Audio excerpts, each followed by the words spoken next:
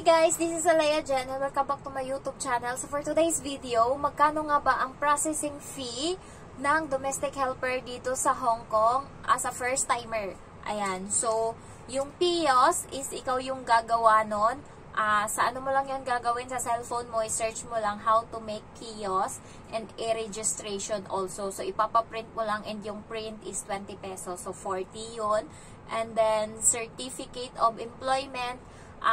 Paano gumawa nito is gawa lang kayo guys ng certificate of employment na this is to certify yung halimbawa yung employer nyo yung gumawa sa Pinas. This is to certify that Genevieve Guarin is 3 years working in our family, ganyan-ganyan, and simula gantong date, and then up to like that, and then yun lang naman yung kailangan, and by pirma nila, pirmahan nyo na lang kunwari. Mag-search kayo sa YouTube kung how to make COA of a domestic helper or a helper, ganyan. And then, lagyan nyo ng address. Ayan. So, TESDA is 5,000 pero meron daw na may mura. And then yung kuhanin yung TESDA is yung domestic work. Hindi pwede yung housekeeping, hindi pwede yung kung anong pastry dyan or welder, hindi pwede. Yung TESDA is yung domestic helper dapat. Yun lang yung tinatanggap nila na TESDA training certificate. Ayan. And then yung gastos doon is 5,000, 3 days yun, 2 days na training and 1 day assessment. Merong mas mura pero mas pukpok ka or mas malala, merong 3.5 pero yung stress mo is to the highest level kasi doon puk yung talaga sa'yo, yung turo sa'yo and mabilisan. Kaya kailangan pag nag-test na kayo guys, alam nyo kung paano maglinis ng kortina, gumamit ng vacuum, floor polisher, gumamit na ng CR, maglinis ng CR. Huwag nyo gamitin yung brush ng toilet sa sahig, baka makita kayo, same with my kasama na nag-training last time. And also sa pagluluto, kailangan presence of mind and kailangan alam niyo yung mga ingredients na ilalagay nyo kasi inaamoy ng assessor kung ano yung mga pinaglalagay nyo doon and alam nila kung meron kang nakalimutan or meron kang pinaglalagay doon na hindi dapat kasama sa ingredients. Ayan. So, yung TESDA is 5,000, medical is 5,000, and then nagtatanong yung iba, yung pre-medical, final medical, may ganong chuchu yung medical. Pag nag-medical ka, 5,000 yung ibabayad mo ngayon, and then yun yung first medical mo. Pag nangyari kasi, pag nag 3 months na and hindi ka pa nakaalis, ibig sabihin, magme-medical ka uli. Kaya tinatawag nilang pre-medical yung una, and then final medical yung pangalawa. Pero ako, isang medical lang yung nagawa sa akin kasi hindi ako umabot ng 3 months simula nagka-employer or simula nag-medical ako and nakaalis ako kaagad, kaya hindi na ako pinag-medical uli. Pero pag naka 3 months ako and hindi pa ako nakaalis and nasa Pinas pa din ako and simula nag-medical ako 3 months nandun pa din, magme-medical uli ako. So another bayad yun pero parang 1.5 lang yung ibabayad para sa final medical na yung tinatawag nila doon. Kaya pag 2 beses ka nag-medical kasi 3 months hindi ka pa nakaalis, meron kang 2 medical, ang tawag doon pre-medical and final medical. Pero pag 1 beses ka may medical and then wala pang 3 months nakaalis ka na, ayun na yung final and free medical mo. Yun na yung sinasabi doon. Kaya yung iba baka na-confuse, ayun po yung paliwanag about medical. Okay? And then photo and video. May iba na mga, especially sa Kings, ikaw na lang yung gagawa ng video mo. Ikaw maghahanap ng lugar kung saan ka mag-i-introduce yourself while doing like this, and then white background. And then walang bayad yun especially. And then yung photo is ganun din, walang bayad kasi ikaw mismo gumawa. So walang bayad yun. Pero sa Light and Hope, meron silang sinisingil doon 4,000. Pero sa Kings, hindi sila naniningil ng ganun kasi ikaw mismo gagawa ng video sa sarili mo and ng picture. Pero doon sa Light and Hope is meron silang camera, setup, pati damit meron, and pati number, meron sila doon. And sila gumagawa ng profile mo, ganun-ganon. Kung may mga tanong-tanong pa yan sila. Kaya yung binabayaran is 4,000 photo and video na yon. Ayan. So, yun lang yung kaibahan nila. Pero, konti lang naman guys. Kahit may photo and video, nasa ano lang din naman, 15,000 lang din yung nagastos ko. And then, yung pag-ibig is 300. Ayan. ano pala to, ihuhulog nila sa'yo, and nakadepende na lang sa'yo guys.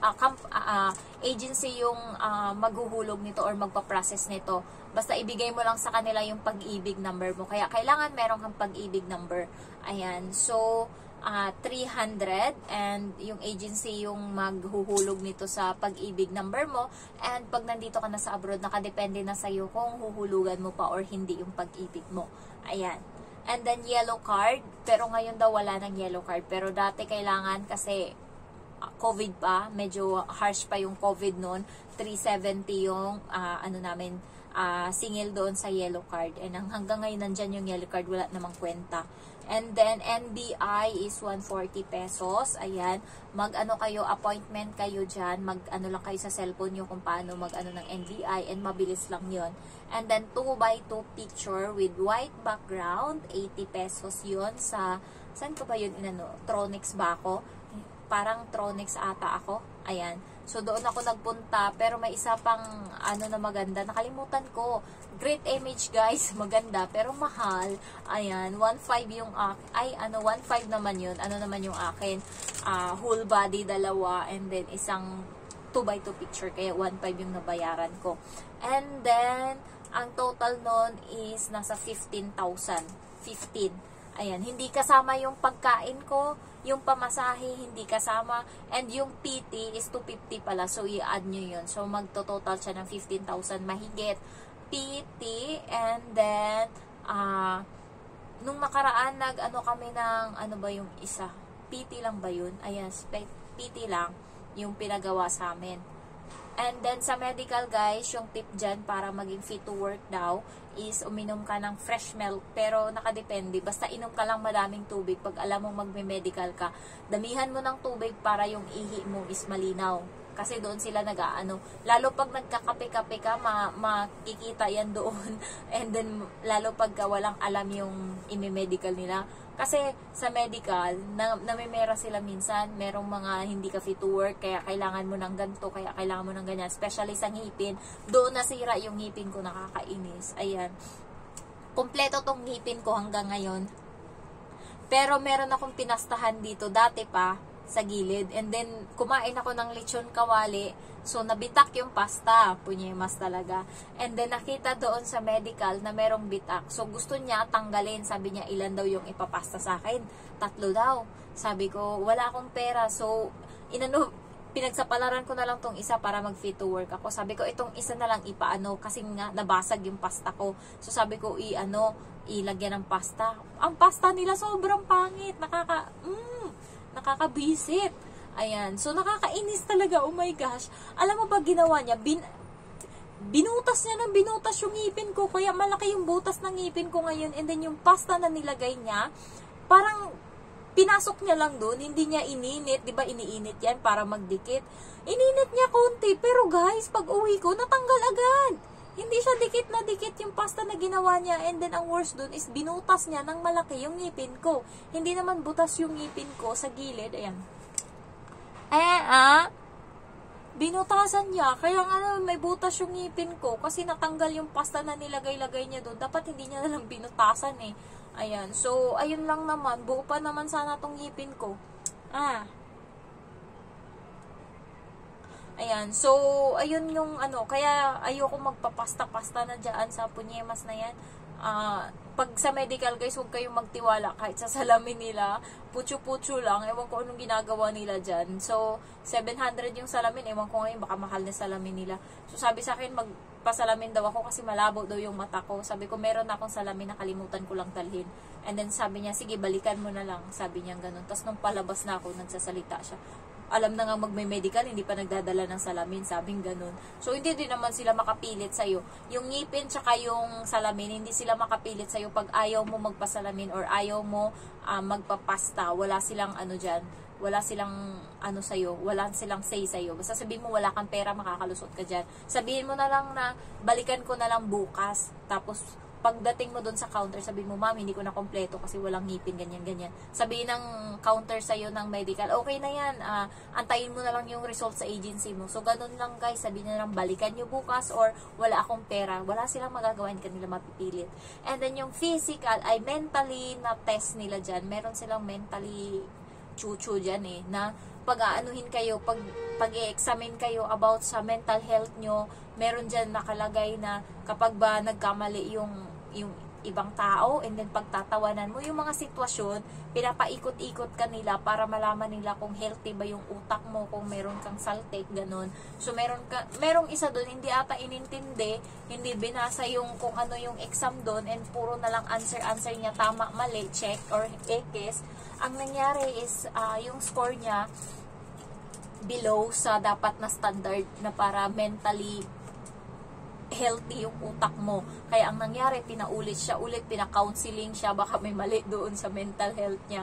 Pero ang totoo talaga guys, hindi niya yung binasa. Katabi ko kasi siya, hindi niya binasa, answer lang siya. Kala niya hindi tinitignan. And then nagulat siya, sinabi sa kanya na balikan niya daw yung mental, ganern, kasi hindi daw siya fit to work doon, hindi daw siya. So, pinaulit sa kanya yung mental na yun. Kaya kailangan careful kayo dyan sa pag-answer nyo ng about mental dyan, kasi akala nyo hindi nila chinecheck yan, pero chinecheck nila. And doon nila nakikita kung meron kang saltik or meron kang, baka mabaliw ka, biglang tumalon ka dito sa building, baka ganun. Kaya piniprepare nila yung utak mo para aware ka. Baka mamaya hindi healthy yung mentally, may mga ganun, di ba? Na nadidepress, anxiety, yung konting tibag sa'yo, konting alog sa'yo, tibag ka na agad. So, kaya kailangan basahin nyo yung papel na pinapatest nila sa medical kasi minsan doon nagkakaproblema. And kailangan talaga guys, healthy dito emotionally, physically, and makapal talaga yung mukha natin dito, especially mentally. Kasi dito baka babaya, ma-depress ka lang, isang mali lang, naghiwalay kayo ng jowa mo, bigla maisipan mo ng tumalon. And then yung building namin dito is nasa 45 floor to. Pag tumalon ako sa baba, oh my gosh, nalasog-lasog na ako, oh dear. Ayan, kaya kailangan healthy yung utak mo para alam mo yun, uuwi kang buo and hindi ka stress. Baka mamaya, katulad nung taga Sipala yun, taga Negros, pero nasa Kuwait yun siya. Alam mo ba guys, nabaliw siya. Ang nangyari is, tinatakot siya ng amo niya na ipapakulong siya, ganito mangyari. So, pag may nagawa siyang mali or ganito, sinasabi sa kanya, ikukulong ka, ganyan. So, nabaliw siya, nasa kwarto siya, and then ka-video call niya yung namin, taga doon din sa amin. Pinost kasi yun, kaya nakita ko. Ka-video call niya, sabi niya, hihihi, makukulong ako. Tapos magsasalita na naman siya ulit. Tapos kinakausap siya sa cellphone, hindi siya nakikinig. Tawa siya ng tawa, makukulong ako. Makukulong na naman ako. Makukulong ako. Ganun siya. Hanggang sa buti na lang kamo, pinakalat namin yung video niya and natulungan siya ng senador. Pau ba yung tawag nun? Basta yung kumukuha ng mga domestic helper na inaabuso sa Middle East. Pero hindi siya inaabuso guys. Sabi niya, hindi ako pinapakain, biskwit lang. Pero sabi ng amo, pinapakain daw siya. Parang nabaliw na nga siya, na siya, yung health niya, siya, parang konting takot lang sa kanya, madali siyang sumuko. And then, ang nangyari, kinuha siya doon. Ngayon, naging okay na siya doon sa Sipalay, sa province namin. Nagtitiktok na siya uli. Kaya, sabi ko nga sa kapatid ko, mamaya mabaliw ka dyan, ka-abnormalan mo. Yung kapatid ko kasi hindi rin stable yung niya. Konting, lang sa kanya, ang dali niyang madamdamin siya. Sabi ko sa kanya, kailangan makapal yung mukha mo kasi, sabi niya, nag-away daw yung madam niya, and then yung si Baba daw, ang nangyari, parang naging sa kanya nagagalit, parang siguro sinaraan siya doon. Sabi niya, naiinis na ako dito, yung paiyak na siya. Sabi ko, parang ang tanga. Sabi ko gano'n, trabahuin mo dyan, huwag mo silang pakialaman. Bakit iniintindi mo sila? Pag gusto ka nilang paalisin dyan, hindi paalisin ka. Ako kasi dito, gano'n ako, wala akong pakialam. Kahit ang kapal ng mukha ko dito, nung una, pagka pinapagalitan ako, ako, nung una, nai-stress ako. Pero ngayon, sige, magalit ka na dyan, wala akong pake. Buti na lang yung amo ko, may mga mali ako. Minsan, lalo nung nakaraan, alas 7 na guys, mahigit. Hindi ako nagsaing ng kanin. Wala naman kasi siyang sinabi na magsaing ng kanin. So, hindi ako nagsaing. Yun pala, magbabao ng kanin yung amo kong lalaki. Sabi niya, hindi ka nagsaing? Sabi ko, hindi. Kasi yung bata, ang kinain is pasta. Sabi ko, hindi. Sabi niya, magsaing ka, sabi ko, magsaing ako. So, ayun, parang doon ako na naratel ako konti. Pero, kaya naman, yung mga ganyang bagay, chill-chill lang ako dyan. Pagkatapos yun, kapal-kapal na uli ng mukha ko. Pag nakakagawa nga ako ng mali, guys, ang ginagawa kong pambawi, magsisipag ako. Pero, pagka kapal-kapal lang yung mukha, ayan, dapat hindi ako susuko sa kanila, kailangan sila susuko. Ang ngayon kasi, marami na ako nabiling materyales, and then ngayong December, 40,000 yung mapapadala ko sa Pinas kasi sahod ko dito 33. So meron akong paluwagan na matatanggap na nasa 17,000 or 18,000. Eh di malaki-laki yon. So meron din akong sahod sa YouTube. Ayan. So medyo malaki-laki yon. And then 40,000 ipapadala ko sa Pinas. Ibibili yan ng ng 16mm na kabilya, 35 pieces, and then plywood na 3/4 and 1/2, 10 pieces, and then bahala na yung mama ko sa sobra, basta yun. And then ako may matitira ako dito noon, syempre magsha-shopping ako, char. Ayan, shopping lang talaga yung ko. Ang damit ko, guys, pag pinalayas ako dito ng amo ko, wala na ako mapaglagyan. Kasi yung luggage ko puno ng pasalubong. Yung bag sa taas puno din ng pasalubong. Tapos yung damit ko dito, ang dami na. Marami pag nakakalat. Kaya pag pinalayas talaga ako, punyeta talaga. Ang dami ko talaga liligpitin. Ang dami ko, ay! And then, ano pa ba? Kaya malaki-laki yung mapapadala ko sa Pinas. And basta wala kang utang, wala kang problema, chill-chill lang, ganun. Ayun lang, thank you sa inyo mga viewers kasi lalo yung mga subscribers ko, dahil sa inyo kaya may sahod ako, and at kahit pa paano nabubuhay pa naman ako dito. Pero guys, yung savings ko konti kasi pinapadala ko talaga para matapos agad yung bahay or mapagawa agad yung bahay kasi ngayong December ayun nga yung bibilhin. So sa January bibili kami ng hollow blocks, February ko na sahod, bibili kami ng simento. And then, yung March and April ko, tatabi yun kasi yun yung pambayad sa labor.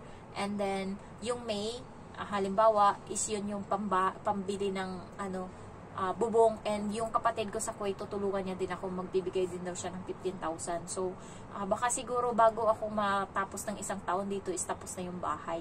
So, naka 17 minutes na tong vlog ko. Ang daldal ko today. Kanina, naantok ako. Ngayon, dinadaldalan ko na kayo.